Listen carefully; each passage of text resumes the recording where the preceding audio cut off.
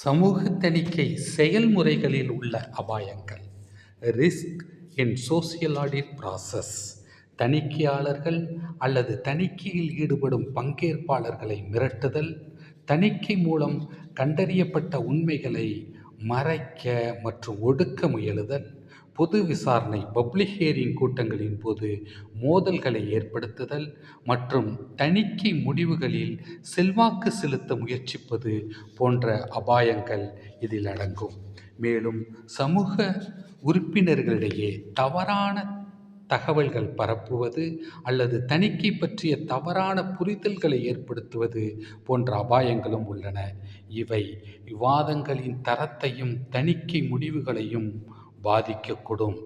அபாயங்களை குறைப்பதற்கான உத்திகள். Risk mitigation strategies.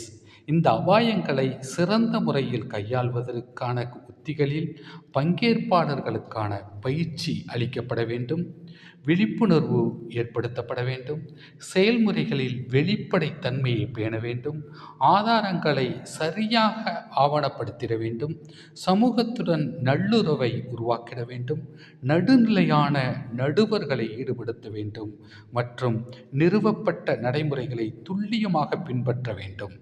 கூடுதலாக பங்கேற்பாளர்கள் நெறிமுறை சார்ந்த நடத்தை, நடுநிலைமை மற்றும் அனைத்து பங்குதாரர்களுக்கும் மரியாதை அளிப்பதை உறுதி செய்யும் வகையில் வரையறுக்கப்பட்ட நடத்தை விதிகளை கண்டிப்பாக பின்பற்ற வேண்டும். அதே வேளையில் ஒருதலைபட்சமாக செயல்படுதல், வற்புறுத்துதல் மற்றும் நலன் முரண்பாடு போன்ற தடை செய்யப்பட்ட நடைமுறைகளை முற்றிலும் தவிர்க்க வேண்டும். தேவைப்படும் பட்சத்தில் மேல்முறையீட்டு வழிமுறைகளை மற்றும் நிறுவன ஆதரவு அமைப்புகளை புரிந்து கொண்டு அவற்றை பயன்படுத்த வேண்டும். கள ஆய்வுகள் மற்றும் சிறந்த நடைமுறைகள். Case studies and best practices. நடைமுறை புரிதலுக்காக வெளிப்படைத்தன்மை மற்றும் பொறுப்பு கூறுதல் ஆகியவற்றில் நிஜ வாழ்க்கை கள ஆய்வுகள், ரியல் லைஃப் கேஸ் ஸ்டடீஸ் மற்றும் சிறந்த நடைமுறைகளின் உதாரணங்களை பின்பற்ற வேண்டும். வெவ்வேறு சூழல்களில் சவால்களை எவ்வாறு வெற்றிகரமாக எதிர்கொள்ளப்பட்டன மற்றும் நெறிமுறை சார்ந்த சங்கடங்கள் நடைமுறையில் எவ்வாறு கையாளப்பட்டன என்பதை புரிந்து கொள்ள கேஸ் ஸ்டடி அவசியமாகிறது.